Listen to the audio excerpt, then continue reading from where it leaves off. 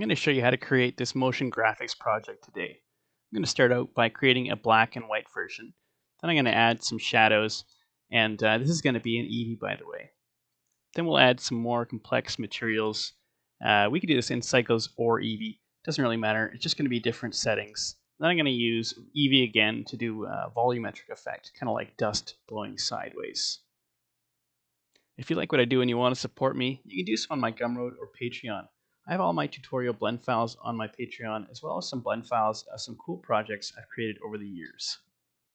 To start off, I'm going to take my existing cube and hit SZ.05 enter, and then SY.04 enter. If you hit N to bring up this shelf on the right, you can see those dimensions added right here. I'm going to hit Control A and apply that scale so they all turn to 1. I'm going to view my scene from the top by hitting 7 on the number pad. And I'm just going to rotate this in object mode to whatever orientation I think is going to look best. Something like this is going to work pretty well. I'm going to hit T and N to get rid of those shelves on the right. And I'm going to split my screen and change the left side to the shader editor. Just hit N to get rid of that shelf on the right.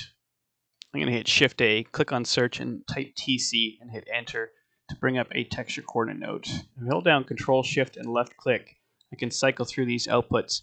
I'm going to settle on object.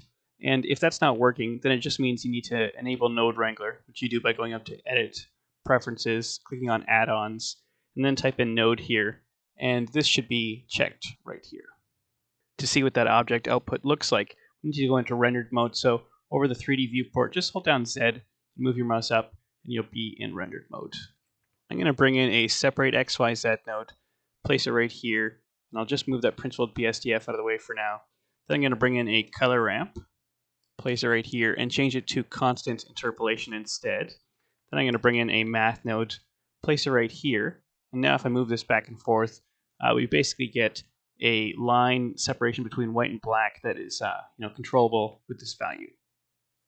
So what we actually want it to do is kind of start in the middle and go on both sides. So I'm just going to duplicate this math node, put it here, open it up and hit B. And it's going to change it to absolute. Now if we control this, we can see the effect that we're looking for. To make this work correctly, let's move that material output over a little bit. I'm going to bring in an emission shader and a transparency shader. I'm going to change the emission shader color to black. Then I'm going to hold down Control Shift and right click and drag from one node to the other to bring up this mix shader that just mixes them together. I'm going to bring this color into the factor here. And let's look at that right there. We need to do one more thing too, and let's go down to the material properties here. And under blend mode, we'll change that to something other than opaque. Alpha clip will work, and the shadow mode too. Let's do that too, alpha clip. So now this value here, if I move this back and forth, we can start off invisible, like right here, then go to visible right here. So let's do that. Currently we're over the first frame in the timeline. Let's make it fully invisible at that point. So just go to maybe around 1 for me works fine. It might be a different value for you. And I'm going to hover over this value and hit I to capture a keyframe. You can see that keyframe if you click on this node and you have the object selected in the 3D viewport there. I'm going to go to frame 10 and let's go to fully visible now. So it's going to be around 0, I think, for me. So click through. Yeah, 0 seems to work fine. I can always go a little bit further if I want to make sure I've got it all covered. And then hover over this guy here and hit I. We've got that second keyframe captured. If you go back to the start by hitting Shift and left arrow and hit spacebar, we can see it appears in those first 10 frames. By the way, my animation is going to be 150 frames. You can choose your length of animation. That's what I'm going to use. So I'm going to bring this object to the side just by hitting G and then X to move it along the X-axis. I'll place it somewhere around here. Then I'm going to hit Shift A and bring in some text. With the text selected, I can come down here to the object data properties, and then I'm going to change the alignment to be center and center. So it's just in the middle there. Then if I tab into what would be edit mode normally, I can adjust what the text is going to say. So in this case, I'm just going to do the same as I did in the first place. Motion graphics is what I want to spell it. So first of all, I'll start with the word motion. Then I'm going to duplicate this here and tab in again, just write graphics. I'm going to select that first text that says motion there and come down to where it says geometry. And I'm going to click on extrude and go 0.017. so it extrudes up a little bit there. Then I'm going to change the depth as well to 0.005. This kind of gives it a slight bevel there.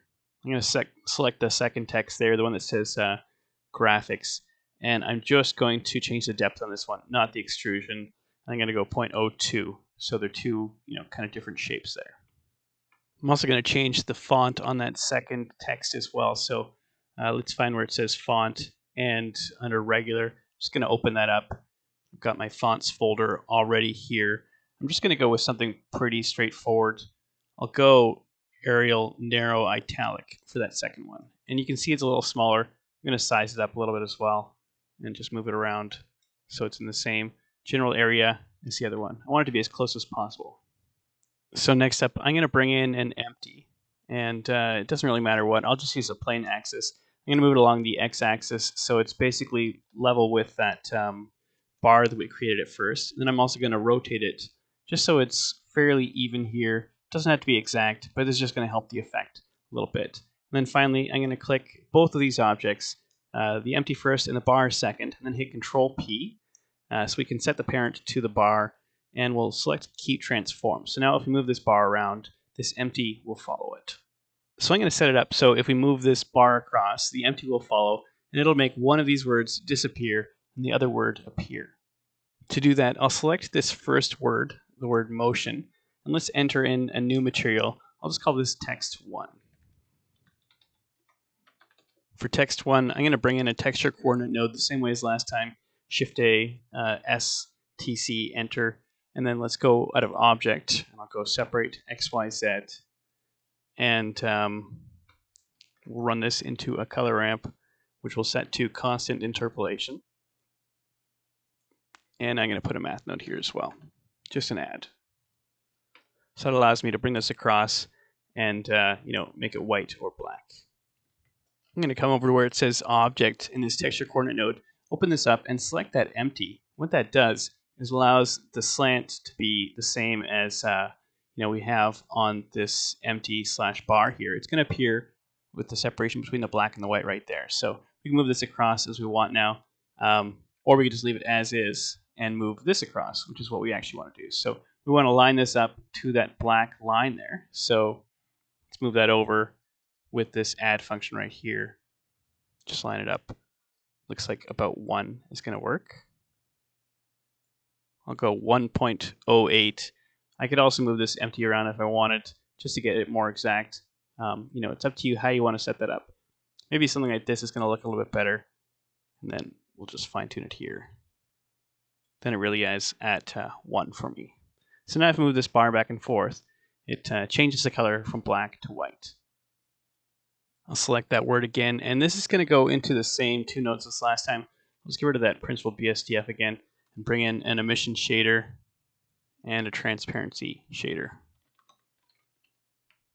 Mix them together with Control Shift, right click and drag. I'll run this into the factor right there, and let's look at this, and I'll make sure the emission is set to black. And then I'm going to come down to the properties here, the color properties, just change these both to alpha clip. Now we want to grab that second word, graphics, and why don't we just use that same material that we started off with, text 1, but we're going to swap it here so that it's now a new material without affecting that old material, and I'll just change it to be named text 2. We need to switch something around for that text 2. There's a couple different options. We can either switch this color ramp here, or we could just swap these 2 shaders. I'm going to switch the color ramp, but it doesn't really matter what you choose to do. It's up to you. So now we move this back and forth. Let's see how that works. Yeah, it seems to be working properly now. So next I'm going to animate this bar here. For the first frame, I'm just going to leave it around this area here, go to frame 15, and I'll just keyframe the location by hovering over the 3D viewport, hitting I, and selecting location. I'm going to go to frame maybe 45 or so and bring it to about, let's say around the end here. And I'll just keyframe that again, location. And so we'll look at that first movement there.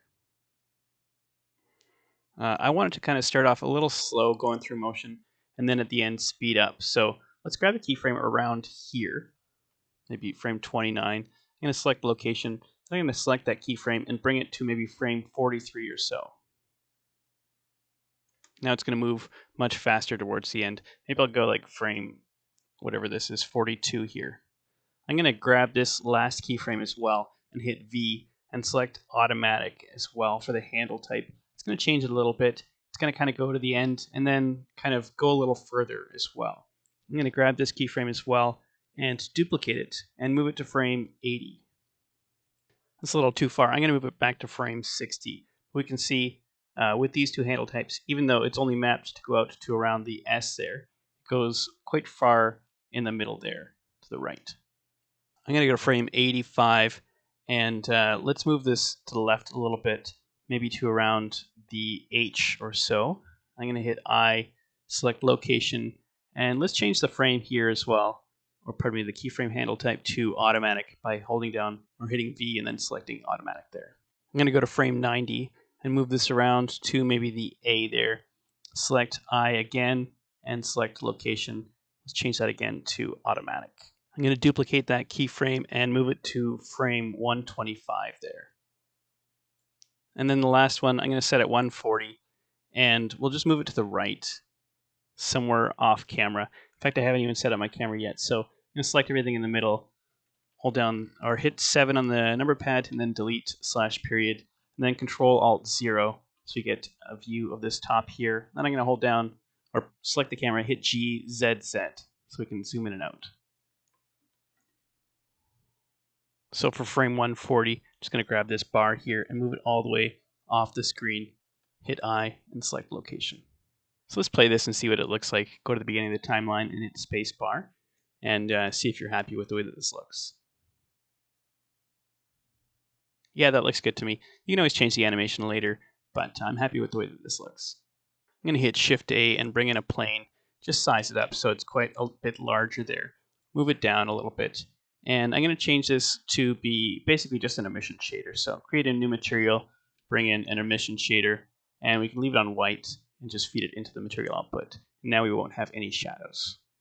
Another detail I want to take care of is I don't want graphics to be visible at first, and I don't want motion to be visible at the very end as well. So let's click on graphics first. And I'm going to hit Shift A and bring in a mix RGB and place it right here. So basically, if we want, we can use this as a controller to turn this on and off. I'm going to set color 2 to white. So basically, if we have this at 0, it's going to be on. And we have this at 1, it's going to be off. So let's leave it at 0, or pardon me, at 1 at first, and we'll just keyframe that. And in fact, we'll just move that keyframe to wherever we want. Maybe right here, frame 50 or so. And then we'll go to frame 51, and we'll bring it down to 0 and keyframe that. So now if we play through our animation, it won't be there at first. There's going to be motion, and then graphics appears as it goes back the other way. Let's do the same thing for motion at the end. We'll grab this guy here, bring in a mix RGB, place it right here, and we'll go to about here when it's on the left, and we'll set a keyframe to turn it on. Make this white right here, and basically it's going to be on at 0, so let's keyframe that. Let's go to frame 120, bring this to 1, keyframe that. Now if we play through our whole animation there, you can see it starts out with nothing, adds motion, takes away motion, adds graphics, and then erases graphics. The last thing you'll want to do to make sure that this is pure black and white is go up to the render settings, or render properties rather, and go down to where it says color management, and just click, instead of filmic, you want to click on standard. It's going to be actually black and white rather than shades of gray. So I've got 3 materials that I brought in. This first one is just my iron metal that I like using here. So I'll just rename it iron metal there. This one's kind of the same thing almost, except instead of this metal color originally here, I changed it to something slightly different. It just says golden color. Here's the hex code, D9A930, and 0.374, and then I've got white at 0.395. That's just going into the base color. Everything else is the same. Just kind of looks like painted metal. This third material is my procedural ice cave material, which I did tutorial 56 on. It's really simple. It's just a couple nodes and this bottom stuff here going into a bump node as well. But I need to do some things to make it work properly in Eevee. On the render properties here, I'm going to go to screen space reflections, click that, open it up and click on refraction as well. Then go down to the material properties, scroll down, and where it says screen space refraction, I'm going to click that as well. Then I'm going to go to blend mode, alpha clip, and shadow mode as well, alpha clip.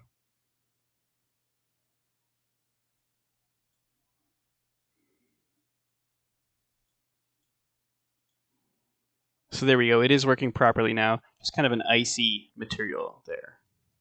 Let's talk about shadows too. I guess I didn't mention that. I'm going to go to the background there, and instead of the emission, I'm just going to go to a principled BSDF and click that on, and I'll just leave it on a white color. And now we can see, we got nice shadows in the background. I'm also going to go to world properties, and let's add an HDRI, environment texture, go to open. I'm going to go to HDRIs. I've got some free ones from Polyhaven there. I'm going to go to Kaylee Interior. The only problem is it doesn't actually light up the scene correctly. It's not casting any shadow from the HDRI, so I'm also going to add in a sun just to kind of imitate it a little bit.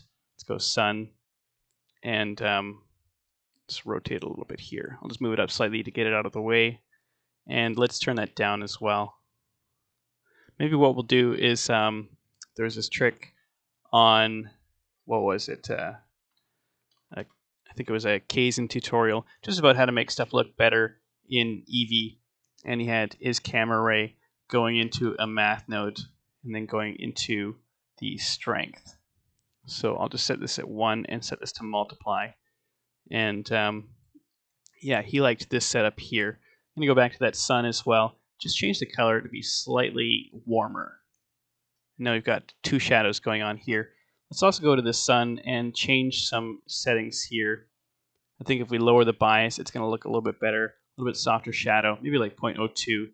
And this angle as well, let's bump this up to maybe like times 10, maybe even a little higher. That just softens that shadow in the background that's cast by the sun there. Let's go to around 10.5. Maybe what I'll do is I'll just put a mix RGB right here, and then we can put a value right here, set to 1. I'll plug that in the bottom. And we'll drag this to the left here. I'm going to put a framer on this with Control J and then F2 to rename this. And we'll say like for Eevee switch to 0. So let's put these three materials on the three items. I'll start with this bar here first. So select that bar. I'll have to go back to Object instead of World there. And I guess I want to select this first. And I'll select everything in that material. Grab all of these nodes. Hit Control C. I'll grab that bar again and hit Control V. And now we want to place this where the emission shader is. So we'll just run this into this middle slot on the mix shader. I'll also put a little bevel on here as well. Maybe go to the modifiers panel, go to bevel, and let's go something kind of small there. Maybe 0.01. And we'll just go to 3 segments there. Maybe even a little less, maybe 0.005. And I'm going to go shade smooth as well. Let's do the word motion now. So we're just going to use this yellow material here. I'll just grab everything there, Control C, grab the word motion, Control V, and we'll plug this into the same spot that that emission shader is plugged into. We'll do the same thing for this last one. I'll select that ice cube, grab everything here, select the graphics word, because it's still loading.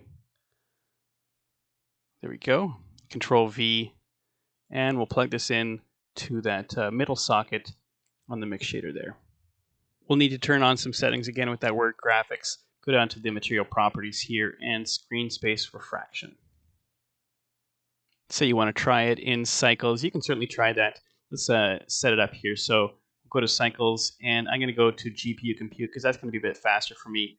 I'm going to move these three materials down a little bit as well, just slightly more out of sight. And you know what, maybe this bevel could be a little bit bigger as well. Let's go here, switch it back to 0.01. Yeah, that looks a little bit better. And if you do this, just take out that sun, and let's go to the world settings under the shader editor, and we'll set this to 1 because we're in cycles. And this, oh, we don't have that HDRI anymore. I don't know why, but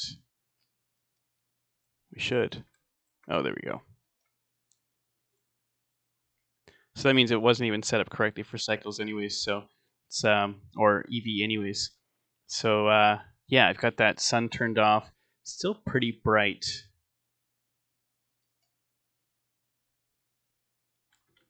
I guess that's normal. Maybe now that we've got color, we could change it from standard to filmic. That would look a little bit better. That does soften it up a little bit.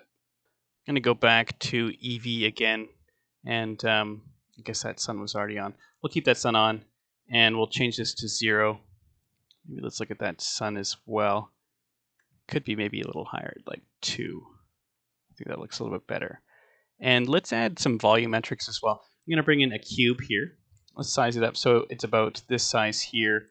I'll hit, actually I won't bother hitting scale. I'll just leave it as is. Let's go to the object settings here, add a new material, and let's get rid of the principled BSDF. I'll bring in a principled volume node instead. So let's look at that. And I'm going to bring in a noise texture, which will run out of object, and we'll run this into the density. I'm going to bring in a color ramp, place it right here, and I'm just going to bring the black up to maybe 0.27 or so. I'm going to bring the scale on this noise texture down to 3, and I'm going to change the setting here to 4D instead of 3D. And for the W value, I'm going to go hashtag frame divided by 100. So now it's just going to continuously move upwards. I'm also going to change the X location here to hashtag frame divided by, we'll go -10. And this way it's going to move in the positive X direction. And you know what, I should have started that. I guess it does automatically start at frame 1. Perfect. So now when I press play, it's going to move slightly to the right and up as well. We could also add in a math node to control the density of this fog here as well. Just set it to multiply, and you know, something around maybe 0.4 to 1 would look pretty good. 0.4 actually looks pretty good. I like that. It's not too dense that way. This is what the sequence looks like rendered out. It looks pretty good. I'm happy with the way that this turned out. So I'm going to stop the tutorial here. But if you have any questions, anything you want clarified, what I was doing, please let me know in the comments. I'll do what I can to clear up any confusion. Thanks for watching.